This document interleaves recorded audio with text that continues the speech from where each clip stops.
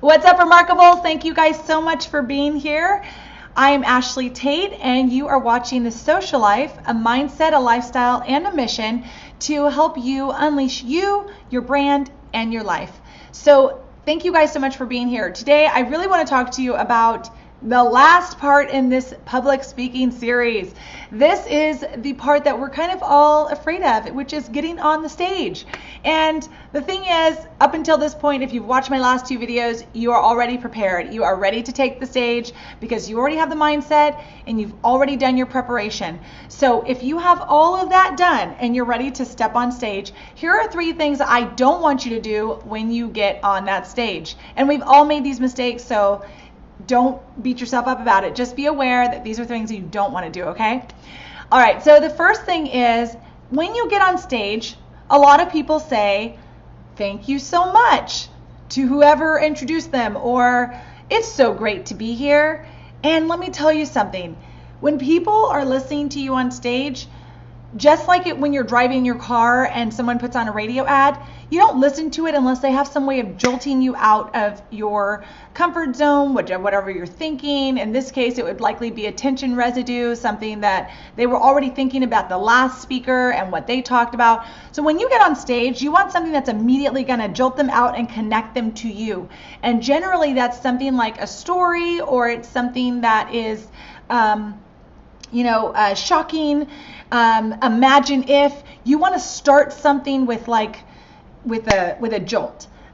Some of the best speakers that I've ever seen and that I've ever been part of are they jolt you out. They start something with like a story or a thought-provoking question or a silly question sometimes, or something that's just kind of like, why did you ask me that?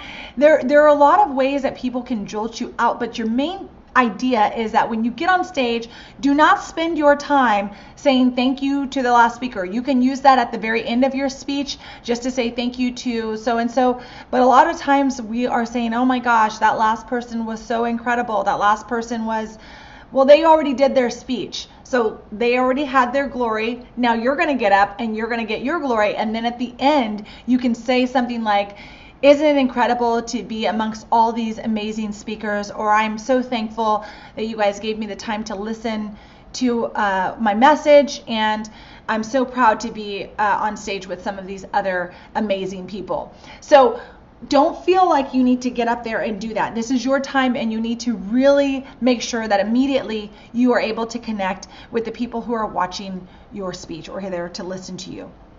So that's number 1. Make sure you start with a story. Do not start with a thank you or any other sort of niceties, if you will. Start with the story.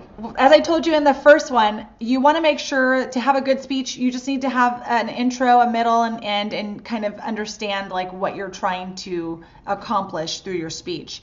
But the big thing is that you want to make sure that you reiterate your points, okay? So when you're talking, people can lose track of whatever you're talking about. Sometimes you go into another story or you digress or whichever. And so you want to make sure that when you're doing your story, you're actually reiterating your points along the way. So as you move on, maybe you move on past 2 points and you want to go back and just say, as I mentioned, here, you want to X, Y, and Z, which gets you to where we are right now. So in this case, I would say, as we've already talked about your mindset, we've already talked about your preparation, and now we're going to be talking about what not to do on stage. My first tip was start with a story and do not acknowledge, the previous speaker. And now I'm telling you, you want to make sure that you do what I just did and reiterate your points. It could be something very simple, just like that. You're just going to boom, boom, boom, make sure people are still following on the same page that you started with them.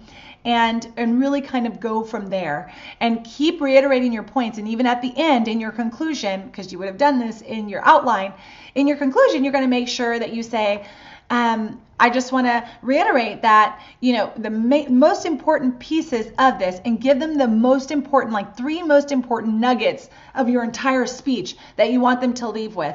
You have to remember that we live in a very, very busy world, and people don't always remember things. And if they are engaged in your speech, that's great, but they may not be writing down everything. So you want to give them those last 3 points in your speech so that they're aware of what you want them to take home. Like, what is it that you want them to remember from your speech and from you? And then lastly, what's different from most speeches is people feel like they have to have a start, a middle, and end, and then get off the stage.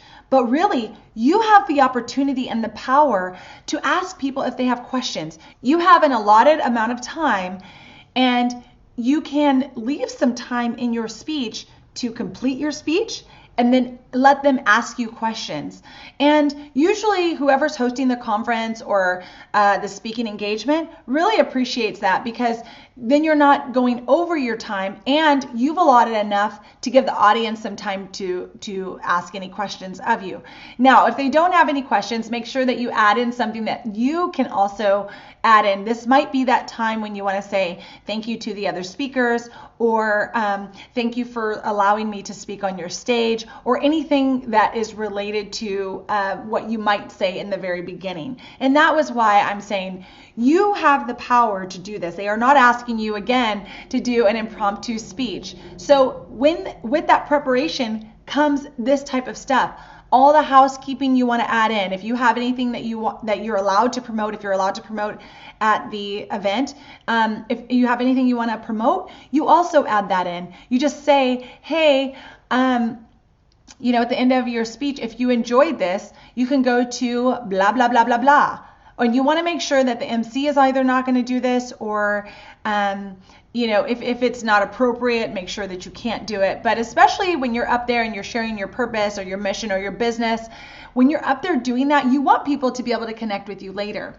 So you can be the person to actually do that from stage, but you need to make sure that you keep that within your allotted amount of time, and you want to do it on the back end of your speech, not on the front end. So add all of your thank yous and your acknowledgments and your questions and all of those types of things. Figure out what you want to add at the end of the speech. Have a fail-safe just in case there are no questions, and then thank everyone and get off the stage. So I feel like really at the end of your speech, you have a lot of power there to engage with your audience and to thank the people who supported you and all of those things.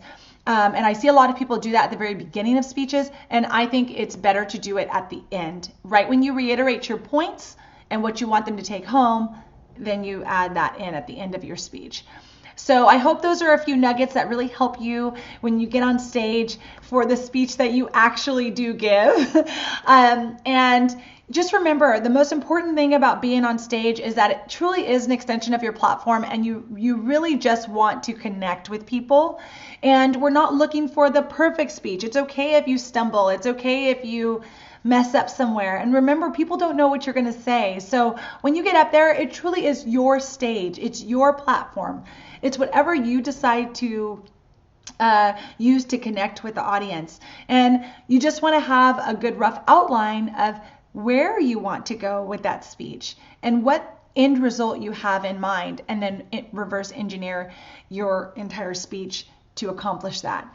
So anyway, I hope you guys enjoyed this series. I really appreciate you watching, and if you want to connect with me, you can go to ashleytate.com and you can click on the work with me section, and you can find out a little bit more about who I am and what I do. And also, I'd love to have you join us in the SOCIALIFE tribe, and you can grab your invitation on the homepage of my website at ashleytate.com. Thank you guys so much, and I will see you next week. Bye.